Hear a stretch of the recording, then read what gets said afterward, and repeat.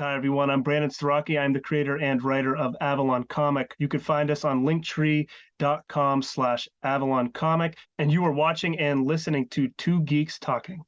Fucking A. Good morning, afternoon, evening, everyone. Two Geeks Talking is an entertainment industry interview show where we interview people from the comic, film, TV, movie, and video game industries. And of course, I'm your host, Kurt Sasso. We are joined today by a very talented comic writer and creator of a new series that I just happened upon most recently. You can find it on Global Comics. The series is called Avalon, and it is a pretty amazing series at that, I must say. Joined by the ever-talented Brandon Starocci. How you doing today? Good. How are you today? Doing good. Yeah. For those that don't know anything about yourself as a creative person, tell us who you are and what you're bringing to Two Geeks Talking. I am Brandon Starocci. Avalon is basically my first creative thing that's out there. I've been a creative person, I feel like my whole life, coming down to, high school, even middle school age. Me and my buddy growing up and all that stuff, we would always make YouTube videos and fun little stupid things as kids do, I guess. But as I got a little bit older, before Avalon was Avalon, I had the idea of this zombie story that I wanted to kind of get out there, not knowing anything from anything. I had a bunch of notes written down. I stored them away because I didn't know what to do with them.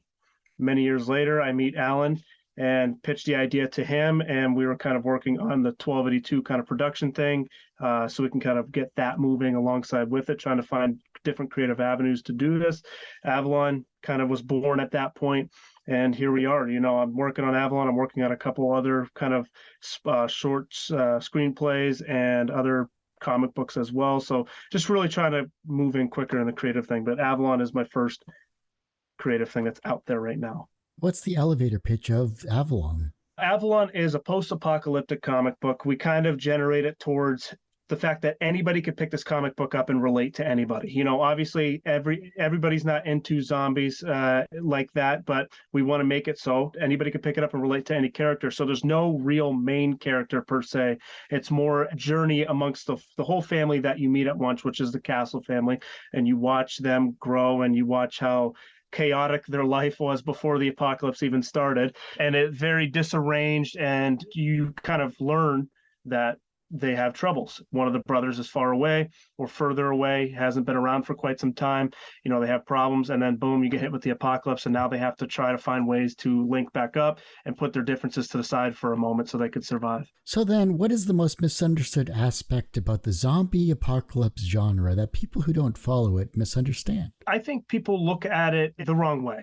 I'm a big fan of the genre. I guess I could tell you this. I'm a fan of the genre because it shows who people really are, because when you really have your back up against the wall and you take civilization away from it, you take law and order out of it, you really get people for who they really are and who they are deep inside. It really comes out, especially when your family's survival's on the line. You have other people, or if you're just a bad person in general, that stuff comes out because there's less law and order.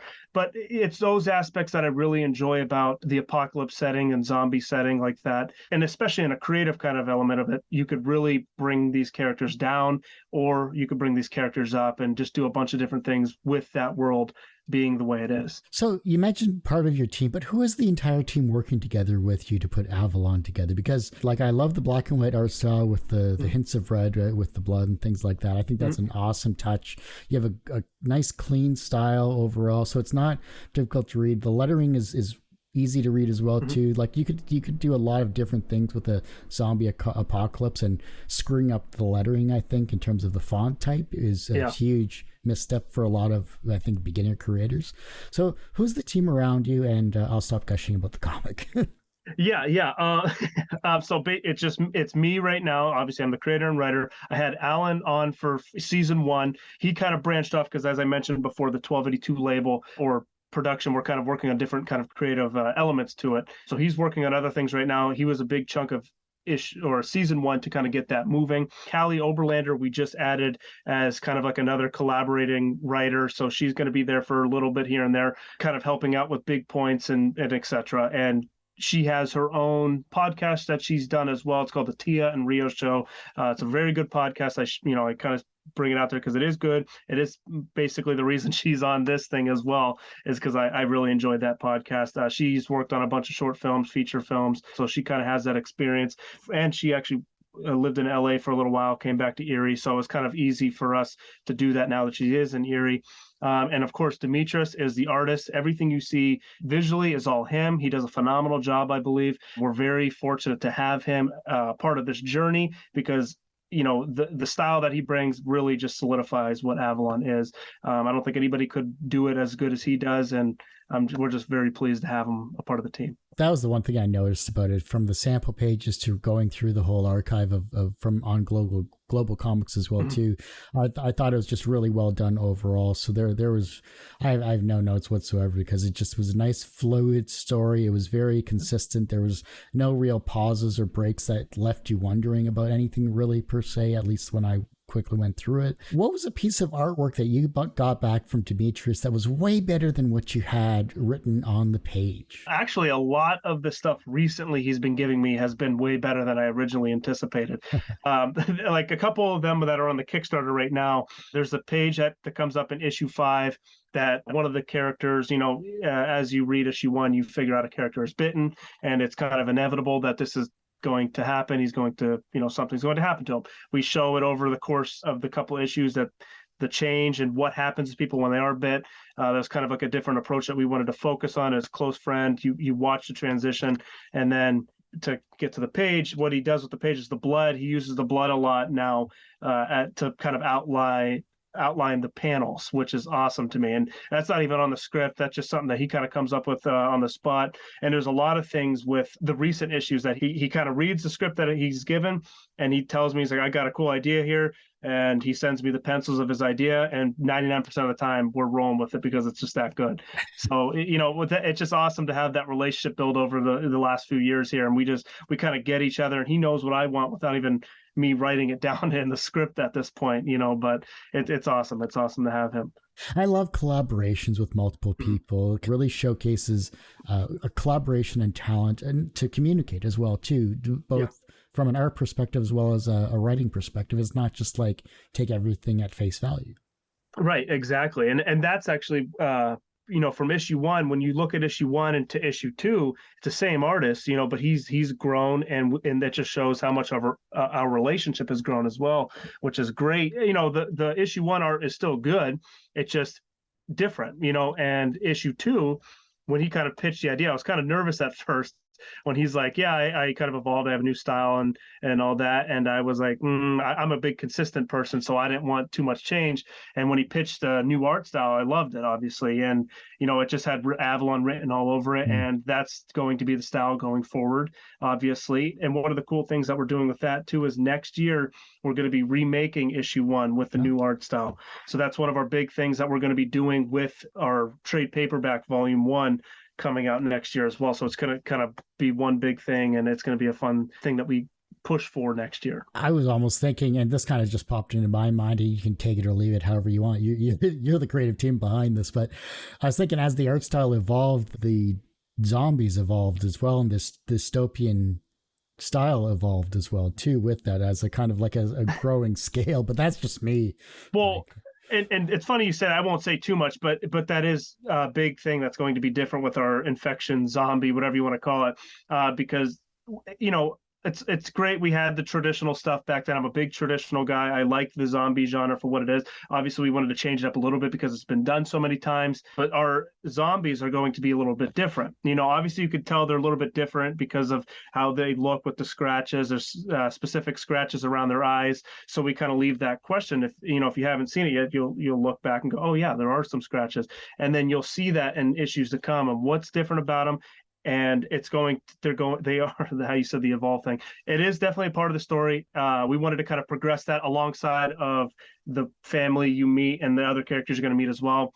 So all those things are going to be moving forward. The infection, the world, the family, all those things are going to be growing and evolving as the story evolves, which is one of the big aspects that we wanted to kind of do with this story compared to other stories in the zombie genre. Does writing energize you or does it drain you? It could do a little bit of both. I think for the most part, it does energize me, especially when you get in the groove of things. When you start really laying down some content, it gets exciting. Watching the story kind of progress and watching certain characters go through things that you've had in your head for a while, and actually getting it on paper is fun. But there's times where you get stuck, right? And then that's the times where maybe you get a little bit drained there, and it's just like But that's when it's important for you to stop, take a step back, go outside, enjoy the sun, stuff like that, and then go on a walk. I've noticed that for me at least, walks help a lot, listening to some sort, music that puts you in that kind of, and obviously in our setting, it's the apocalypse kind of vibe, so you'll listen to stuff like that on your walks and kind of, you just think, just exercise, think. But yeah, I think a little bit of both, but more so, I think it energizes me when I kind of get going on it. So, what weapon would you take into a zombie apocalypse? I mean, I think it's just a basic gun, sure, but if I'm going to be traditional in the zombie kind of world, it has to be, the Colt Python with, just for the cool effect, the Rick Grimes cool effect. Yeah. You gotta have that good iconic look there, right? But it'd be some kind of gun, obviously. But I asked the same question to the author from Z for Zombie as well too, Max Brooks. Well, after I butchered his name, and that's a whole other story. He goes, well, you just got to bring a sword to it because bullets run out. So you might as well just start hacking and slashing, That's actually a good point too. I've heard that a lot from people where they're like, yeah, like you said, bullets run out, and then just be very good with a sword. But what happens when you come across somebody who still has bullets? I don't know. It's just you gotta be smart with it, I guess, right? Well, you don't take a gun to a knife fight or something, right? Whatever, knife to a gunfight. Yeah. Looking at yourself as a creative person, since you talked about yourself growing up and being creative from the very beginning into where you currently are now, how have you evolved creatively? I think a lot, and that's just because of, I give a lot of credit to the people around me. I like to be a sponge as much as I can. I like to hear experiences. I like to hear things that people have gone through, and having people around you is the most important thing, I think, and it's definitely helped me in my whole journey. We've been doing this for a couple of years now, not knowing anything. I haven't done any classes or anything like that. It's just kind of learning, trial and error a little bit, but having good people around you that have experienced stuff like this in the past and kind of know where the direction is supposed to be is the most important thing. It's just trusting your work and trusting the people around you, I think, is the most important thing. And that, like I said, that's what's helped me kind of grow over the time. Everyone usually asks, what's the wisest piece of advice or what's the most BS piece of advice you've ever received? But what is the second wisest piece of advice that you've received that has stuck with you in your career? Just to keep going, it's definitely everybody, I feel like, says it, but to truly keep going, you do want to keep going in these kind of circumstances. You're going to hit walls. You're going to hit things that kind of stumble you a little bit. But at the end of the day, as long as you keep moving forward, it's going to come out. And that's the kind of idea that with Avalon, the only reason we have Kickstarters is to get it out in a timely fashion, right? No matter what, Avalon is always going to come out. I'm always going to find a way to get it out. But obviously, without the Kickstarters and without everybody's help and kind of support, it takes a lot longer to do that. Avalon has been a part of me for a while. So like I said, it's the goal, it's the end goal, but having the Kickstarters there, having people supporting us and liking the material that we're kind of giving, it helps it get out in a timely fashion. And I want to see it come out faster and faster as time goes on. Last year we got 2 issues out. This year, our goal is to get 4 issues out, which we're on pace for it. As long as this one kind of succeeds, issue 6 is going to come out at the end of the year, and then we get our trade paperback of the first full season, first full arc. So, we're kind of moving and grooving. So that's the good thing about us right now. We have some support right now. We're looking for more people to kind of jump on the bandwagon. So anybody who wants to join. Running a Kickstarter campaign is like a second job, and the fact that this is now your 4th campaign as well too is amazing in its own right.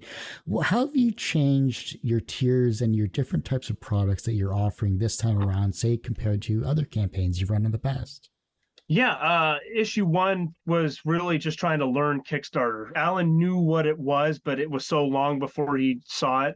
So we had to kind of learn Kickstarter for what it was last year. It was really just a trial and kind of promoting it to really friends and family because we weren't public yet at that point. We didn't really have much to kind of show. So it was, it was just really trying to pitch it to family and friends and then kind of a few people along the way and locally, most importantly, as well. Issue two, we kind of grew a little bit because we were physically out. People knew of us. We were getting out there. We're going to events, and having issue two and having the art style evolve as well. It helped us out in a way where it appeased the eye a little bit more with the blood that he kind of evolved with, and really showcasing the intense kind of moments too. Each Kickstarter has been different. I feel like every single time you do it, it's a new time in the year. It's a new time in life. So it just changes, I think, almost weekly or maybe even daily at some point. So you got to like kind of be up to date with what you're doing. Like this last Kickstarter right now, it's the newest thing we're doing. It's a raffle basket. Anybody who pledges for a reward at any dollar amount will have their name to possibly win this raffle basket that we're doing. Obviously, if you spend more, you're going to get more slots on that spin wheel. With this raffle basket, you're getting all issues 1 through 5 physical signed. You're getting all the variant issues signed physical, and you're going to get all the exclusive posters and material that we've had from our past Kickstarters that we do not sell anywhere else. We've only sold them on the Kickstarters, but the only opportunity you're going to be able to get these again is through this raffle basket. We're just trying to really sell people on the idea of because who doesn't like raffle baskets? It's fun, and it's a cheap way to kind of, hey, put $1 in, you'll put your name in, right? That's kind of the newest thing we've done, and over time we've added kind of exclusive things. And actually, another new thing we did with this one is Demetrius is from Greece, so it's kind of far away. So this is only going to happen not that much. We're doing one of one original pencils of the characters. We have I can kind of show it because we already have them, which is a good thing for people who question a lot. Demetrius has done original pencil work for each character. Each page will have a duo character. This is Andy and Miller right here, and they're one of ones. They're signed by him as well. We're going to get a certificate, authenticity, and one of them is already sold. So there's 4 left. So get them while you can. It's like I said, it's going to be very rare that this happens because he is in Greece. He's very far away. So it's not going to be like this is a very common thing. So those are the 2 big new things that we've done for this Kickstarter coming up. What was an early experience where you learned that language had power? Oof. I don't know. I really don't know. Like just any kind of language. Like I guess just got to stump me somehow. And you did. You stumped me. Yeah. I guess just in general. I'll just speak in a general term. Lately, since I've started this whole thing, it's been very important of how you kind of show yourself, and kind of show who you are as a person, and talking to people, and I guess language in that sense too is very important for people on how they perceive you and the project that you have as well. I guess I don't know. I guess like there's so much things that I've been told in the past. There's so many things I've learned in recent history as well, like from Alan himself, a lot of wise words. He's a few years older than I am. So, and he's been in kind of the industry as well, in the music aspect of it, so he's kind of been in a trial and error kind of spectrum of things. So there's times where you kind of are sitting there, you're trying to work on your project, you're really trying to get it out there, and then you're getting overly ambitious, and you're putting goals that aren't possible to meet out there. And then he would kind of give me those things like, you got to slow it down a little bit, let's take it easy. It's doing good, it's getting out there, people are kind of doing it, we still have to pitch it, we still have to market it and all that. And with him doing that as well. And when it really started clicking with me is when Callie was telling me very similar things. And then when I've heard it from people doing other interviews as well, I think it's me kind of connecting the dots and people saying same things in different ways. And I think it's very important to kind of hear what everybody's saying in that regard and applying it to yourself as a person and applying it into your own kind of creative project, whatever that might be. And just in general as well, like it just helps to be a critic of yourself, hearing people out, and don't take it personal. And that's kind of one thing that I've learned over the years, just growing up as well. I don't take things very personal in that category. I'm a very, I could be sarcastic, I could be very fun in that way. I don't take a lot of things personal that people say. And even if they're being personal, I don't almost care really. But, just hearing people out, taking their criticism and applying it to your life and your projects as well. What challenges do comic creators face in today's world that needs to be addressed? It's unfortunate right now because as a comic book creator, especially as an indie comic book creator, you have many hats to wear. You have to be the creator, you have to be the writer, sometimes even the artist, and you have to be a marketer, you have to be social media advisor. You got to do it all. Anybody who is trying to do it or thinking about doing it, they need to know that before going into it. I think it makes the road a little bit easier at the start, because those are things that I had to learn over time, and which again goes back to my statement earlier, just keep going kind of mentality. I have that in me, so I just wanted to keep it going anyways. But I think it makes that whole transition and process a little bit easier for anyone who's thinking about it. And another thing, I guess, on top of that is find out ways. There's a lot of ideas out there. There's a lot of similar ideas, but there's a lot of similar genres and different ideas. You want to find a way that you could best explain what makes your comic book different than everything else that's in the pool of water there, or in the big ocean that's there of indie comics. So how does you set your Avalon apart from similar genres, say like from The Walking Dead, etc.? Yeah, and obviously being a huge fan of the Walking Dead comic and show, I don't want it. I love the show, but I don't want it to be like, oh, look, it's the next Walking Dead. I want it to be, oh, this is Avalon, right? And that's the big goal for us. And although it's going to be very hard to kind of break that, because zombie comic, The Walking Dead did it great. They did it very great. So things are always going to be almost compared to that. But one of the things that we focus on being different is really grounding our comic in as much reality as you can in a fictional world as a zombie apocalypse. And that goes down to the character development, the world surrounding them, and the infection at most. Way in the beginning of this whole process, Alan and I were kind of going back and forth on the idea of how this infection is, what could cause this infection, what are real things out there to date that could literally do this. And we found things. They're not in the story yet. We don't know if they're going to be in this particular story of Avalon, maybe a different story that kind of ties in with it.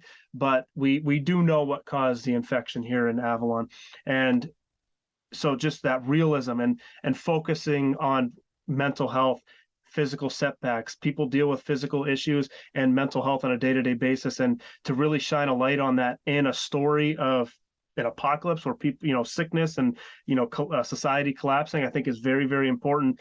A lot of people, I think, try it and then they get lost in their main story arc and plot.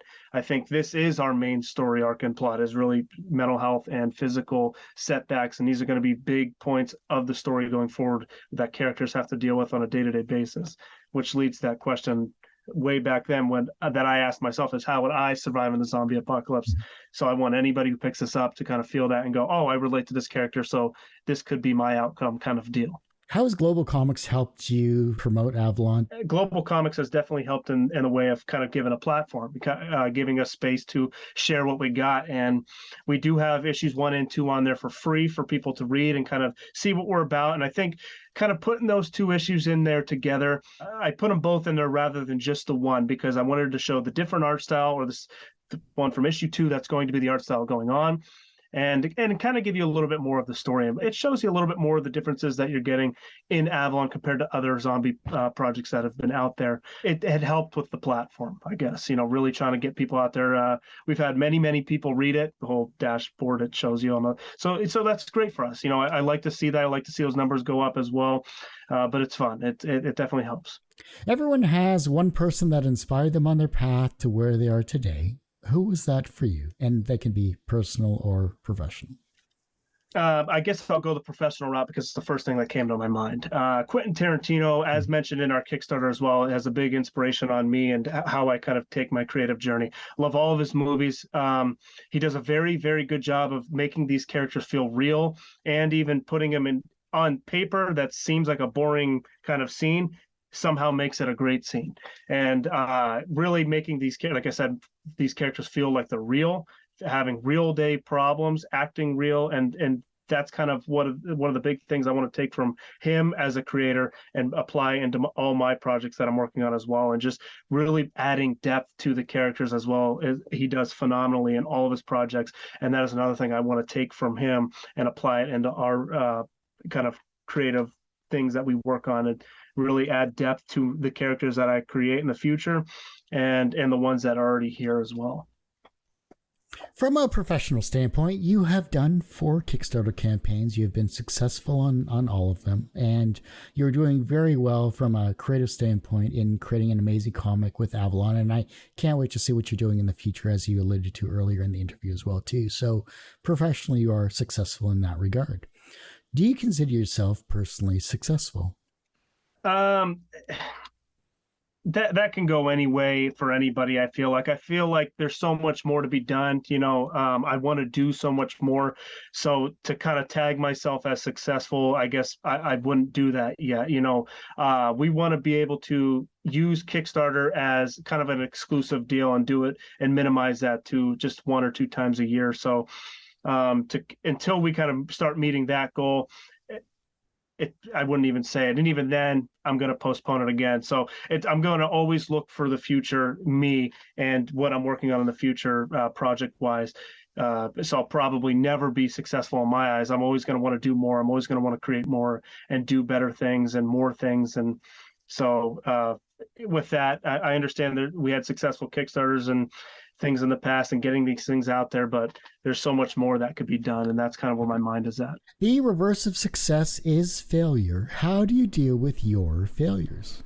By hitting them head on. One of the big things I failed to mention, talking about failures, when we originally were going to release our issue 1 script, it was awful. It was I couldn't believe we were going to publish it and move forward with it. Alan and I kind of took it back, and as soon as we took it back, we ended up expanding that original issue 1 into the 3 issues that you see and can read to date that are out now. To kind of put that in perspective, the one that we're going to publish that we pulled back that was also 24 pages, and to kind of think that we crammed 3 issues into 1 originally blows my mind, and I can't believe we're going to do it, and that just is horrible. I hated that. I'm glad we ended up pulling that back. I wouldn't say a failure, kind of like, oh, you failed kind of thing, but it was a good eye-opener for me, being young in the creative industry and kind of learning these things as we're going along here, but grabbing that before it could have been something terrible and fixing it and making it into something that we got today. And for the most part, we've gotten really, really good feedback, which we're very, very glad we pulled that one back, because we got so much more content and material out of it in 3 issues than we could have just by releasing it in 1 full issue. The younger generation is looking at your work and becoming inspired to be creative in their own way, whether it's as a comic creator, or maybe something creative that you've inspired them on their path to being a creative person. How can they inspire the generation that follows them? I think just simply doing what you love to do is inspiration in itself. Finding what you want, from many years ago, I figured out that I wanted to be some sort of creative. I didn't know what exactly, but I knew I had a creative mind and I wanted to do creative things.